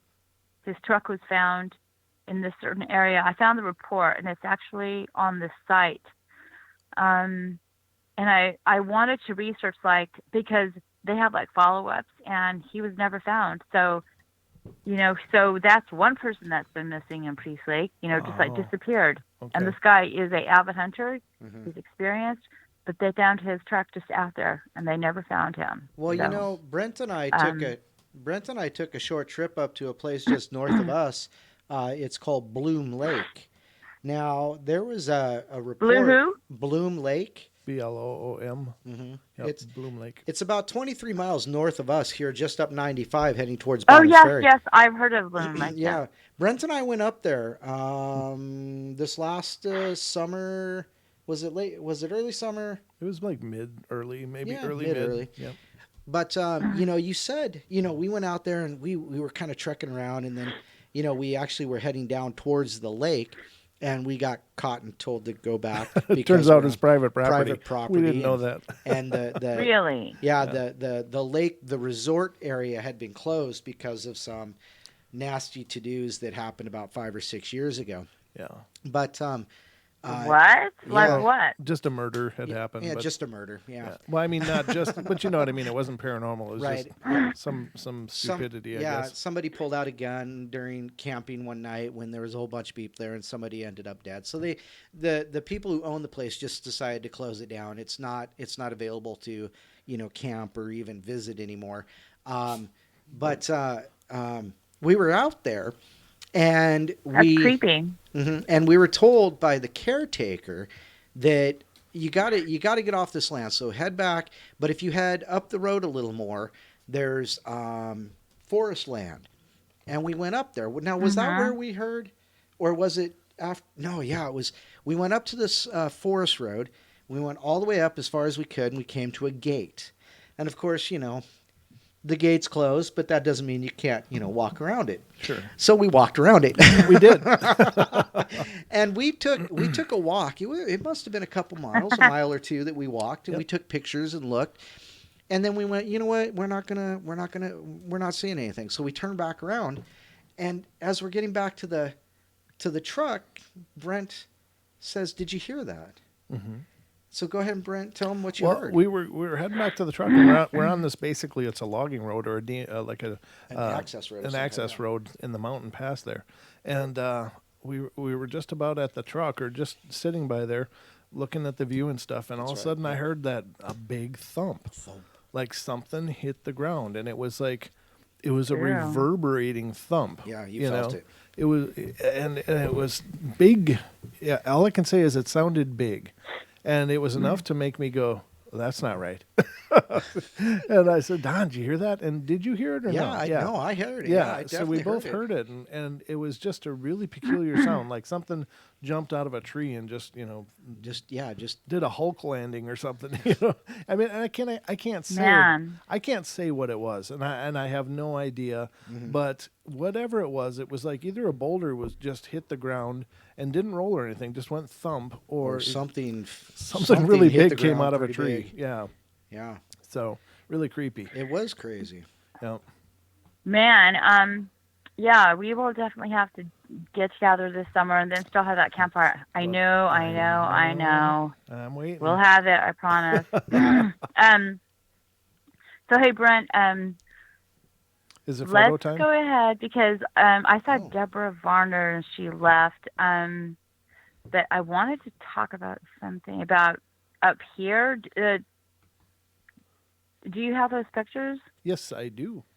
I have them, and I'll get them queued up here, and you can tell us. I got a Larry message there. I had to close. Yeah. It was friend of ours, Larry. Uncle Larry. Uncle Larry sends some weird things, but gotta love Uncle Larry.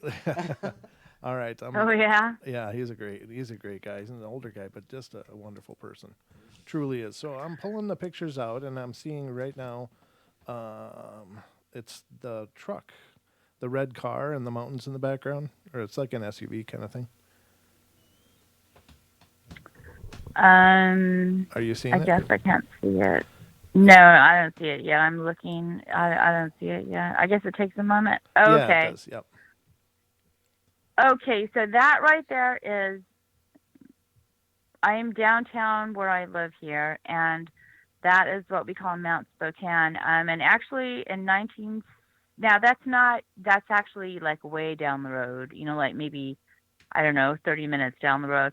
Hmm. But in the 70s, they actually had a sighting there, and actually a lot of people saw. That's actually a ski area, Hmm. so there was a encounter there. But I just wanted to show. I'm at the post office there, and I just took that picture, just kind of so people could just kind of see the scenery. Sure, sure. And now I'll go to the next one. This is a snowy road. Oh, that's actually my road. Okay. It's all icy. Yes, it is. I, Is it? I still don't see it, but I'm sure I know which one you're talking about. So whatever y'all. Okay, now I see it. So yeah, that's actually all ice, Oh, and wow. that is my road. I wanted people to see how woodsy it Hmm. is, Right. and so there's actually a game trail that crosses that street, and it goes up the mountain. Which, And I actually put my audio recorder in that area sometimes, and I get some really good recordings. And I didn't send you any audio this time. I know you played them in the past, but it's okay. This is okay.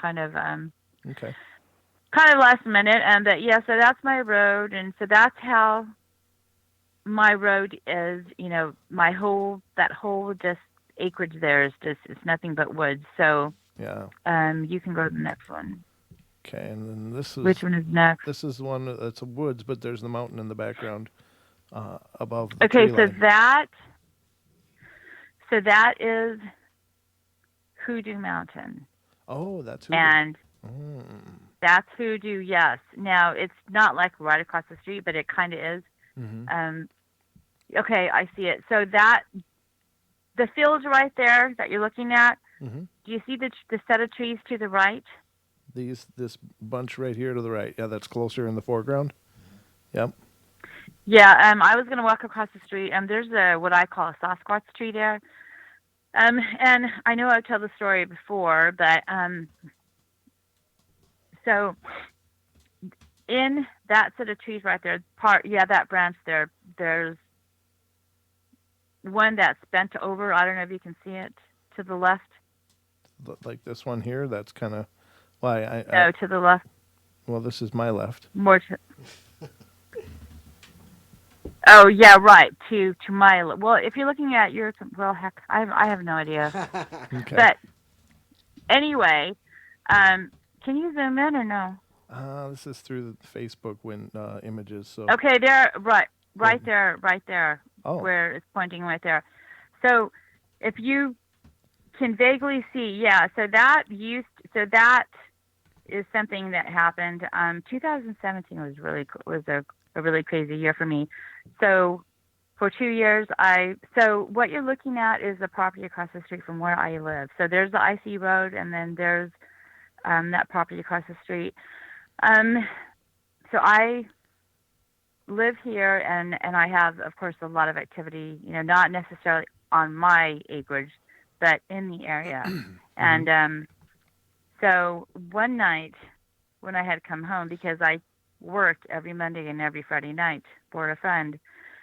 So on this one night, on a Monday in November, I had come home always at 10:30 or 11 or 11:30. So they knew my routine. So I've never had something like this happen with like tree breaking. I had pulled in, so I have to come down that long road that y'all saw, and then I pulled up my driveway to the gate, and as soon as I got down from my truck, I heard a loud snap, Ooh. and I turned and I knew what it was, and I'm not talking a deer walking in the woods. It was a loud snap, a break, like a Oh. bullet. I mean, it was, and I'm thinking, oh crap. I shut my truck and I walked to the gate. There was another loud snap. Now my stupid gate was jerry rigged, so I had to untie the thing So I'm standing there trying to like untie it, and then there's another loud snap. Oh, And jeez. so I get the gate open and I close it, and here comes my dog. I walk to the porch. We have a doggy door in my front door, Uh-huh. and I have a running porch. My dog came running out, and as soon as I got up to the top of my stairs, another loud snap. This time, and I turned around, and I just stood there, and I was like, okay, I hear you, fine, whatever, good night, I'm going to bed. So I closed the door and I put the door in to the doggy door that slides in, and I went to bed. The next day I woke up and I went to at 2:50 to go get my kid from school. Uh-huh. So I was parked in the road, and I just happened to look over and I saw the tree bent over. And I'm always across the street with my dogs, and because it's empty property and the owners don't care if we're over there. So I walked over and I saw this branch bent over, but it wasn't snapped. And I'm thinking, what the heck? Right. And my blood just ran, just really cold. So then I walked to the tree line. If y'all can see, if I were to keep going further in, there was 2 snapped trees at the top. And when y'all come over to my house, I'll show you. And then there's the same tree snaps, but where they're not broken, kind of like this. And I just turned around and I went to my truck, and I was thinking, oh man, like what does that mean? Like what do you Right. want? Why are you trying to get my attention? No, that freaked me out. That was November. Mm-hmm. And then actually in May, it was Memorial Weekend. And y'all have heard of the story, but if someone hasn't, I'll go ahead and tell it. Sure. My neighbor has a storage building, and it has a light on top of it. So this one night, the light went off, and his cats were acting crazy. And he texted me late Monday night when I came home. Again, I was working. This was on Monday night, but this time it was in May, the Monday before Memorial Weekend. Mm-hmm. So I came home at, I don't know, 11:15. My husband goes, hey, Cindy, is that you? And I'm like, yeah, of course it's me. I'm coming home. I always come home at this time. So then my neighbor texted me. Well, I just thought it was strange because my husband never says, hey, is that you? Right. But he did. And he's like, okay. So I went to sleep. My neighbor texted me, but I didn't. I was like, I'll read it tomorrow. So when I woke up, my husband, again, going back to him not liking to talk about stuff, he said, well, something slapped the house last night. Wow. And I was like, what? And he was like, yeah, like maybe 30 minutes before you came home. I'm like, well, thanks for telling me. Here I am getting back from my truck. Right. And I have to walk that night. I you know what? I never park far from the house. Mm-hmm. I'm not going to lie. Hell, who am I kidding? I always park as close as I can so I don't have to walk too far at night. Sure. I don't blame you. And so he said, yeah, something slapped the side of the house. And I was like, okay, well, I ran outside, and there's nothing but pine needles, of course, because it's May. Oh, And, sure. of course, there was nothing. So I went back inside, and he said it was enough to get my attention. And I got up, and I got the gun. Wow. Normally he would be like, okay, whatever. Right. So he went outside and checked, and of course there was nothing there. My neighbor basically said in his text, and it was a long text, and he said that his lights had gone off and that his cats were acting strange, like hissing inside the house. Wow. These are cats that are inside the house, and they were hissing. Oof. And he has great bay windows, and he has a U-shaped driveway. So whatever was at my house went over to his house through the woods. Again, there's a game trail. It kind of comes to a T, and it set off his motion lights 2 times. Wow. And he said that he was in his bedroom, like later, after he saw how the cats were acting, and he thought, okay, well that's weird because a deer can set off your motion lights. So, Sure. Right. but the way his cats were acting was strange. So his wife is a nurse, so they go to bed kind of early.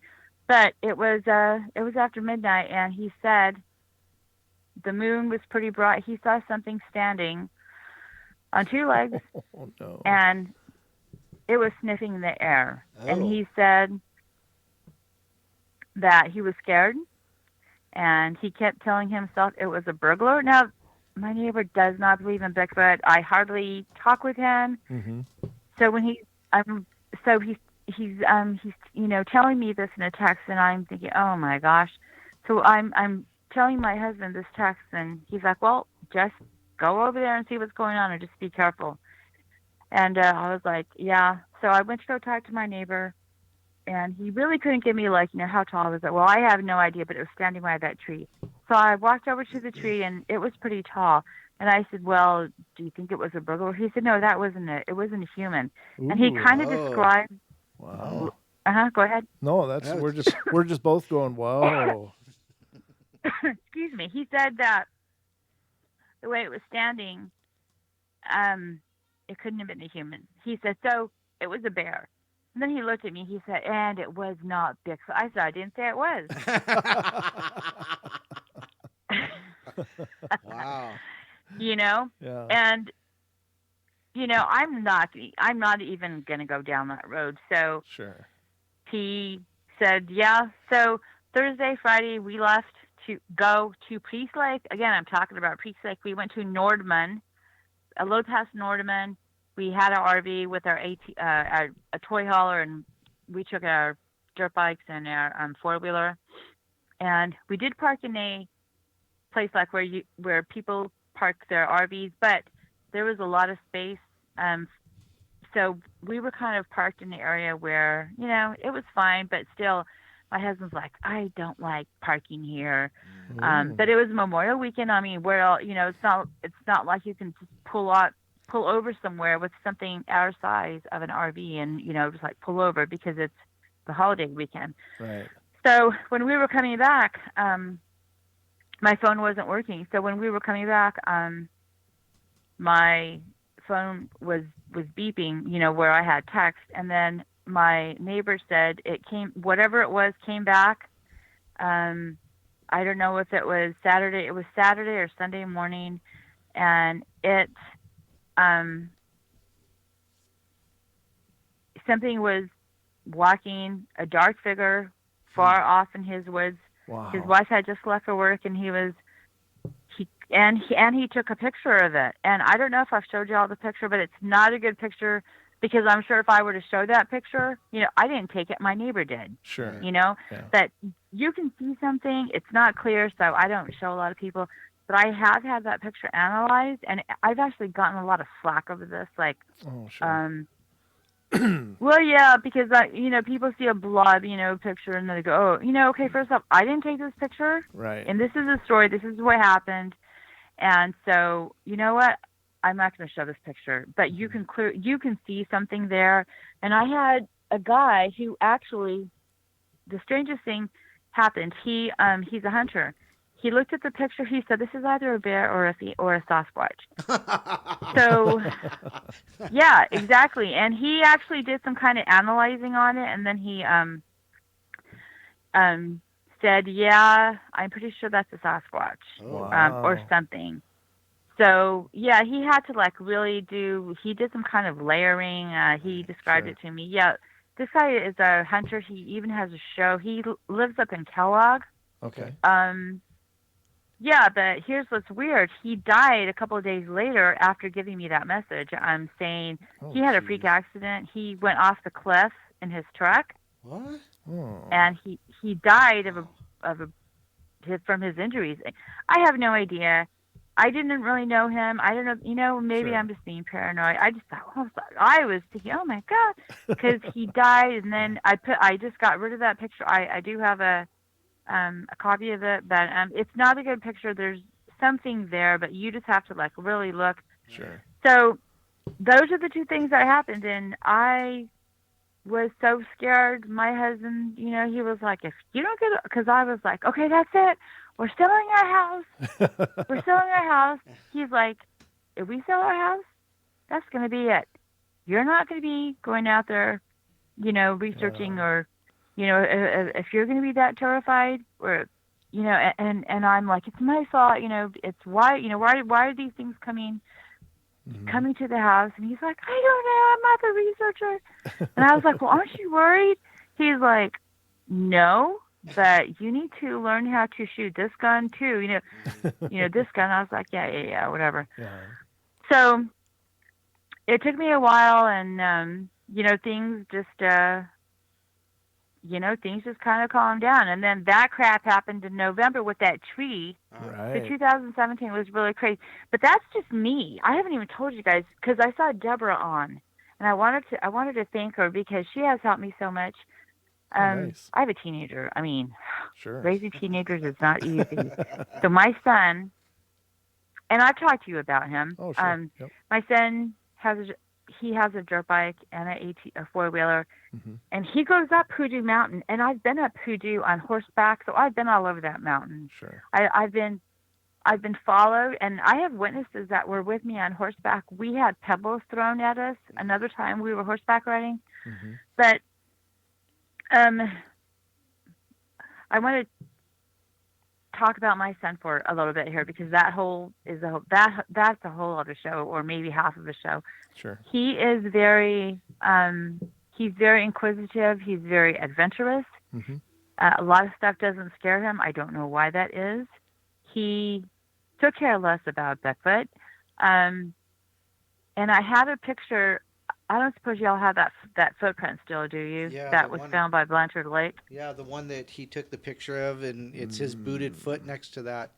I Maybe. know Yeah. the picture. Do Yeah. you still have it? I'm gonna look. Hold on. Gosh, I know I've seen it. I just don't. Well, right. And if you can't find it, don't worry about it. Don't let that run the rest of the show. Oh no. But Yeah, just keep going so- ahead. I'll keep looking for it. Hold on. But go okay, ahead. so a couple of years ago, I'm going to say maybe 2011, I sold my horses, and then we got four-wheelers, and then he would, I think at the age of 12, we let him go camping like down the road, maybe 11. But he would go camping with some friends, and they were somewhere off Blanchard Lake, and they heard something at the edge of the water, and something big was there, and it was stalking them, and it threw like a big rock or a boulder, and it like at the edge of the water where it's shallow, and it goes like thunk. Because my son said, Mom, it sounded like something threw a piano at the edge of the water. I was like, wow, that's crazy. Yeah. So they were terrified, and they heard all these noises, and they called the 911, or they called the sheriff's office saying, what could it be? Did they call me? Did they call their dad? No, they didn't. Instead, they had the four-wheeler lights on all night long, so that eventually at dawn, Killed the battery. the Battery is dead. the lights died. Yeah. Yeah, so they called us, and then my husband had to go down there, and he came back and told me the whole story, and I was like, you're 2-3 miles down the road. Why didn't you call? We could have gotten in the truck, and we could have gone down there. But no, these kids, it's like, what is wrong with you? It's like they live for the thrill or something. But it wasn't too far from that area that he found that footprint. And I said, okay. And then after that, something would be following him, or another time him and some friends were at this dirt pit. And he has this one friend that is a little, he doesn't have a lot of friends. He's, kind of bullied. He's really smart, but they kind of pick on him. He's a nice kid, and I don't know why that happens, but I really like him. And I always told my son, you always be kind to him, and you be sure people don't bully him. Well, all of these kids were down at this one area. It's a private dirt pit. It's off of Highway 41. Well, he saw a white Sasquatch. Oh, All the wow. Oh, kids had gone home. Yeah, and this is just down the road. He- All the kids, first off, they are not supposed to be there. That's private property. But these kids never listen. So they were at this dirt pit, and all the kids had left. And then this one kid heard something, and he turned around, and there was a white Sasquatch, and it looked at him. ooh, It didn't growl. It didn't. It just like looked at him, and he said he just like, oh my gosh, and then it just went into the woods. He got on his four-wheeler. He went home over there by Stone Ridge, hmm, and he told his dad, who works for the hospital, and I think his dad believed him, but he said you probably shouldn't be repeating that story. But he he he has told me that story 3 or 4 times, and his story has never changed. wow. So, yeah. So my son was there that day. Did he get to see the Sasquatch? No, he didn't. But still, so I feel that that is a symbol of something special. I don't know what that is, Hmm. but there was nothing aggressive at all. I asked him, I said, were you scared? He said, I think I was a little bit, but it was more how it just stared at me for a couple of seconds, like it had a hold on him.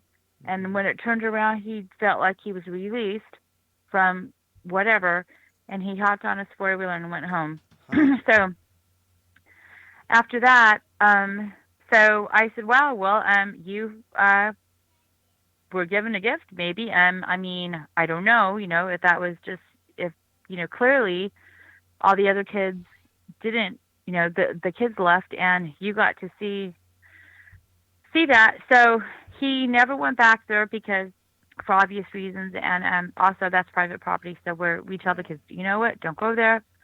So another time, my son went camping by himself, and he did not tell us where he was going because we have a rule. Okay, if you're going camping, you cannot go alone. Well, on this one night, his friend who met him had to go home, so he asked his dad and me, and I'm like, oh hell no, nope, he's not camping by himself, not on Hoodoo. Well, it's not exactly on top, but it still is on the mountain. And I said, okay, well, what are your where are you at? And we have this one area where we know he's going to be at. So he says, I'm at the Car Cliff area. Then okay, we know where that is. If you have any problems, just call us right away, and then your dad can go down there really quick on in the truck or the four-wheeler, whatever. Well, I got no sleep that night. I had cow after cow, and of course, every scenario went through my head. Yeah. So, Right. well, I was not happy, but my husband's like, no, we have to, I was like, this isn't it bad. He's 14, 15, whatever, however old he was. I'm like, no, this is not okay. I mean, I was almost in tears. I was like, that is not okay. Right. But he ended up going to a different area where he was not supposed to go. And I forgot, he admitted it to us because he told me that he heard something heavy walking around, and it was not happy. And he said, I just could not move. Hmm. Wow. And I was like, well, what was it? He said, and this is the example that he used. And so this is not a sound a Bigfoot would make, as far as I know. Mm-hmm. But he said it sounded like a pterodactyl, like on Jurassic Park. Oh, sure. Wow. And So, that picture's on the screen, by the way. okay, so that was found by Blanchard Lake. Now, Blanchard Lake, y'all don't think you can just come on and walking around Blanchard Lake. That is private property, and you will be approached. Now, people can go in summertime or whatever and use the lake, but there is a way to get in there. And you have to stop at the owner's house and sign in. You can't just come off from the side. You have to come in through the entrance. Right. Right. So on this one day, my son was riding his dirt bike with a friend, and it was off in an area where they probably should not have been, Hmm. but the area was not marked off as, like do not enter. It is now, but he found this this footprint there, and Wow. it was just around the corner where they had that encounter where something was thrown in the lake. And then he had that happen when he was camping alone, and I'm like, "Are you? That's it. You're never going camping alone." Blah blah blah. What size So is what size is his foot, by the way, just for reference on this photo? 9, Okay, gotcha. 9. So um, so he's had other things happen, and so something has been following him around. And when you all have had Deborah Varner on, I've talked with her specifically, Hmm. and I mean, some other stuff has happened, and I thought it was me that had invited that in, and she said, "No, Cindy, it's you're not doing that." Mm. I was going to quit researching. Period. I was like, and she said, "No, no, no, it's nothing you've done." Because I was so worried, like, what have you done? Have you invited this thing, into? But we've had another um, Sasquatch come around. And I say a female. Of course, I have never seen her with my own eyes, but I have found footprints on my property and right off to where we fed our and watered our horses. Mm-hmm. And when my husband was active duty in the very beginning in '04, '05, his unit was called to go to Iraq, and we got the phone call in the evening time, and I went to go feed the horses, and I heard something coming from the woods. I was kind of upset behind our barn, and I was just kind of thinking, and I was probably crying a little bit. And then he was on the phone, and I heard something from the woods, and I was like, "What the heck?" And I ran back to the where the light was, and you know, I saw him in the house talking, and I thought, "Well, what the heck was that?" So I've had you know, other things happen, but I mean, obviously there isn't enough time to talk about everything. And Sure. I know I've told those same stories over because those are the ones that, you know, were 2017 was just a really crazy time. And, I was like, okay, I'm done. We're moving to the city. No, But don't do that. but you got to think about it though too. I mean, so in these situations where you have one in what you believe in close proximity, and I wouldn't doubt it. This is really a pretty rugged country around here, and people just don't go on other people's property because in this area you can get shot and killed. Quickly. I mean, if there's no trespassing sign, you got to believe it all day long because you're going to end up getting shot. People up here don't play around with that at all. So nobody's going to be wasting time with pranks and other things. So the idea that these things are out there, I mean, you got to admit, if they had wanted to get you or your family, you Oh, would have yeah. already been gotten. I mean, there wouldn't be a darn thing you could do about it. So, I know it's intimidating, but don't you believe that they just must not be trying to hurt you guys? They're just wanting you to know they're there. No, Yeah. no, but I can tell you in the months of, we didn't go off into too much topics of this because next March to May, I'm going to be doing a lot of recording and paying attention to, I have no idea. There's a lot of stuff that goes down pretty much like all year round, but it seems like in May, there's like other stuff that's like going through here or in the area because I've had almost 2 years of audio recordings where I could compare, and that it just seems like May is just like it's just like I have no idea because I have another recording that it sounds like canine, Mhm. Oh, and okay. it's really aggressive, and that's obviously not about Bigfoot. So, and I really don't know too much about anything else. I mean, hey, if there's a Bigfoot, could there something else exist? Sure, like Yeah. the But dog man. Yeah. so Yep. so we have March through May. Yeah, there's stuff that goes on around here, but Yeah. Deborah told me, I think it was Deborah, or the other one, Sean, that you hooked me up with. Yep, Sean. He's pretty neat. Yeah, he's a great Yeah, guy. that something has attached. Yeah, it has fixated onto my son. Mm-hmm. So when he goes out, he's followed by something. Oh, sure. He is followed by something. Mm-hmm. We have a question in the chat for you as well, and it's from Nase, and I think you've heard from him before, but he's been a guest on the show as well as a longtime contributor, and he's asking, do you ever put tobacco out on the north side of a tree outdoors as I guess an offering of sorts? Hell no. Yeah, because Nase's First Nations, and of course I don't. leaving tobacco out No. is a great it's a way to honor the nature spirits, or however that's used, but you don't do that. Okay. I've heard that, but I don't want something coming back. Right. Okay. So you don't want to gift like anything. it's yeah. not food. Mhm. Yeah.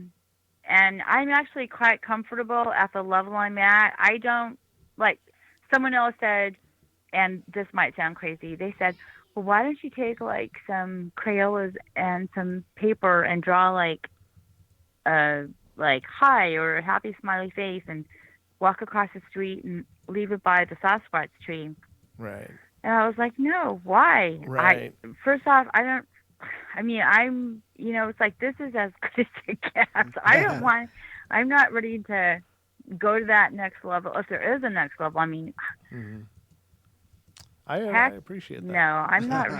Huh? I appreciate that. I think that makes sense. You're not trying to be buddies. You're just trying to live respectively. Yeah, that makes sense. Yeah, it's like yeah, and I'll be honest with you. That one night when I came home and I heard the snap across the street, and that happened. And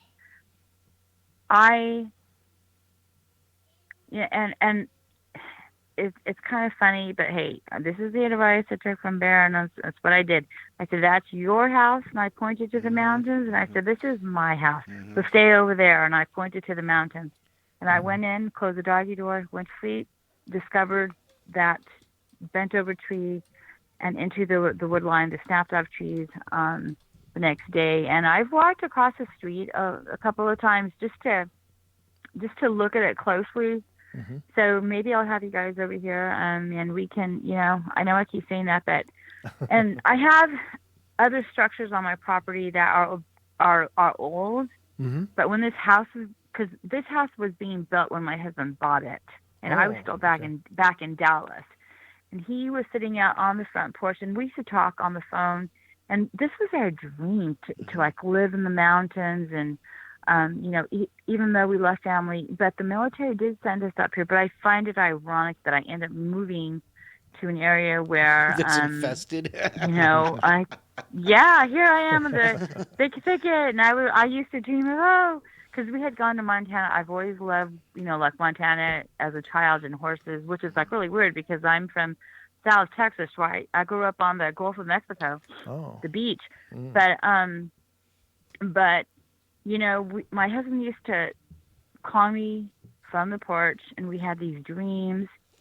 And I remember being in Texas in my home with the kids, and I couldn't wait to come up here.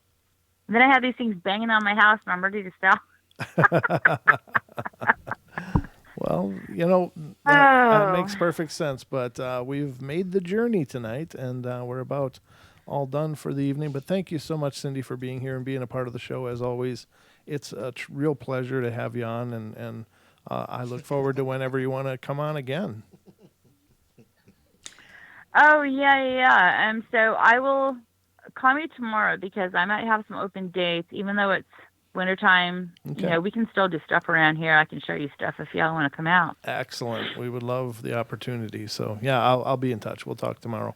But, ladies and gentlemen, that about concludes our journey through the portal this night. But I hope you guys enjoyed the show. And, of course, I'll be back tomorrow night with the bedtime stories from beyond. And then on Friday, On Friday's show, we have Isn't it Dan Pruitt? Dan Pruitt's Dan on Pruitt. Friday's show, and then we'll be welcoming Linda Godfrey on Saturday's show. So it's Oh, I jam love packed. her. Yeah, she's great. She really is wonderful, and such a very pleasant person.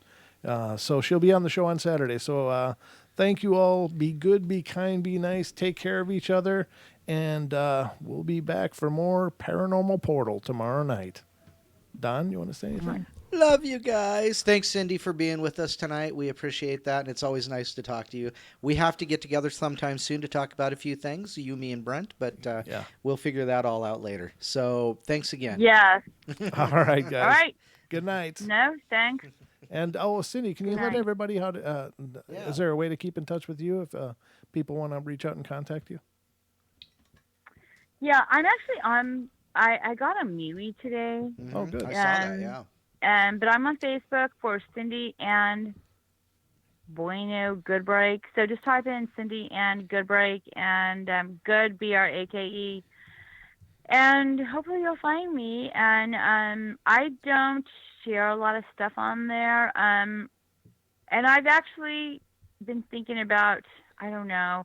I don't really have a home board anymore. Okay. You know, I kind of just got tired of all the politics. So maybe just find me on there, and maybe I'll build a page or something. I don't know. Maybe us three will build a page.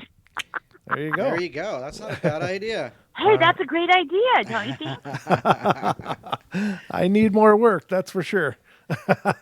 Oh, But come no, on, Brent. I'd be honored to be on a page with you for sure. It'd be wonderful. We'll talk about that as well. So, All right. all right, Okay. guys, that's it for this evening. Take care of each other. Be good, be kind, be nice, and we'll keep seeing you here See you later. on the portal. Bye. Bye. Good night.